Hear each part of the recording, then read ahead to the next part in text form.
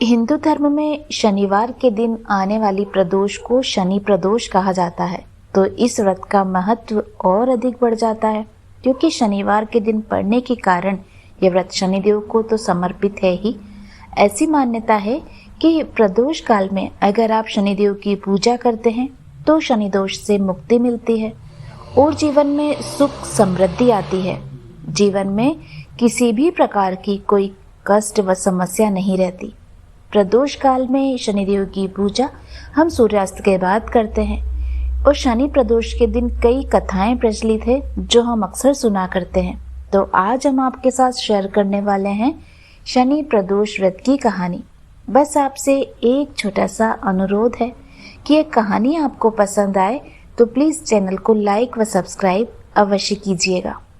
पौराणिक कथा के अनुसार एक निर्धन ब्राह्मण की स्त्री दरिद्रता से दुखी होकर शांडिल्य ऋषि के पास जाकर बोली, हे महामुनि, मैं अत्यंत दुखी हूँ, दुख निवारण का कोई उपाय बताइए।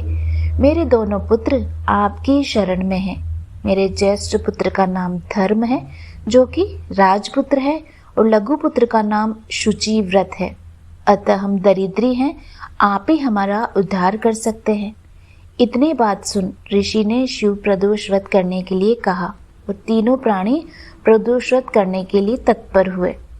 कुछ समय बाद प्रदोष व्रत आया, तब तीनों ने व्रत का संकल्प भी लिया। छोटा लड़का जिसका नाम शुचि व्रत था, एक तालाब पर स्नान करने को गया तो उसे मार्ग में स्वर्ण कलश धन से भरपूर मिला।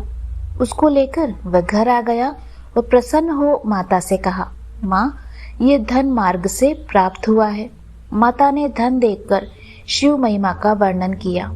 राजपुत्र को अपने पास बुलाकर बोली, देखो पुत्र, ये धन हमें शिव जी की कृपा से ही प्राप्त हुआ है, अतः प्रसाद के रूप में दोनों पुत्र आधा आधा बांट लो।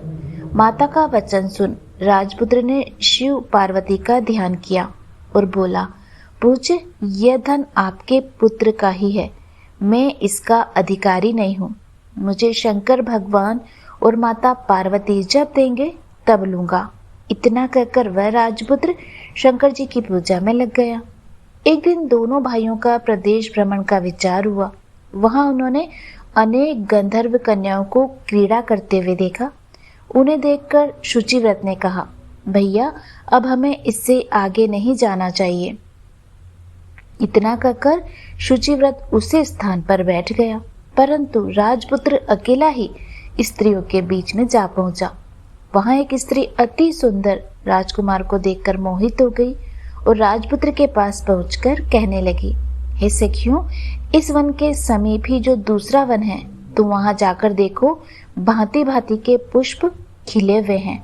बड़ा सुहावना समय है, उसकी शोभा देखकर आओ, मैं यहाँ बैठी हूँ, मेरे पैर में बहुत पीड़ा है।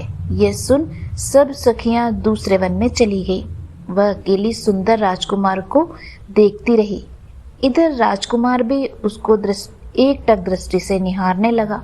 युवती बोली कि आप कहाँ रहते हो, वन में कैसे पधारे, किस राजा के पुत्र हैं, आपका नाम क्या है?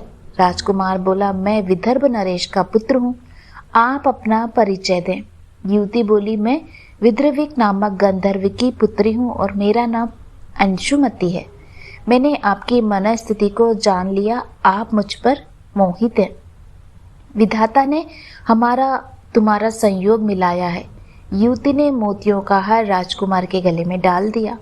राजकुमार हार स्वीकार करते हुए बोला, हे भद्रे, मैंने आपका प्रेमोपहार स्वीकार कर लिया, परंतु मैं निर्धन हूँ। राजकुमार के इन वचनों को सुनकर गंधर्व कन्या बोली, मैं जैसा कह चुकी हूँ वैसा ही करूंगी, अब आप अपने घर जाएं। इतना कहकर वह गंधर्व कन्या सखियों से जा मिली। घर जाकर राजकुमार ने शुचि व्रत को सारा वृत्तांत कह सुनाया।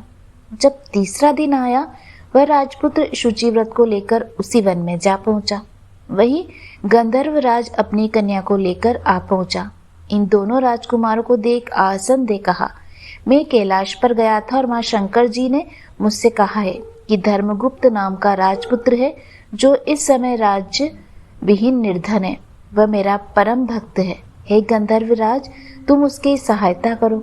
मैं महादेव की आज्ञा से इस कन्या को आपके पास लाया हूँ। आप इसका निर्वाह करें और मैं आपकी सहायता कर आपको राजगद्दी पर बिठा दूंगा। इस प्रकार गंधर्वराज ने कन्या का विधिवत विवाह कर दिया। विशेष धन और सुंदर गंधर्व कन्या को पाकर राजपुत्र अति प्रसन्न हुआ। भगवत कृपा से समयोपरांत अपने शत्रुओं को दमन करके राज्य सुख भोगने लगा। तो ये थी शनि प्रदोष व्रत की कहानी। उम्मीद करती हूँ आपको अवश्य पसंद आएगी। मिलते हैं आपसे अगले वीडियो में। भगवान शिव व शनिदेव आप सभी पर अपनी कृपा दृष्टि सदा सर्वदा बनाए रखे। धन्यवाद।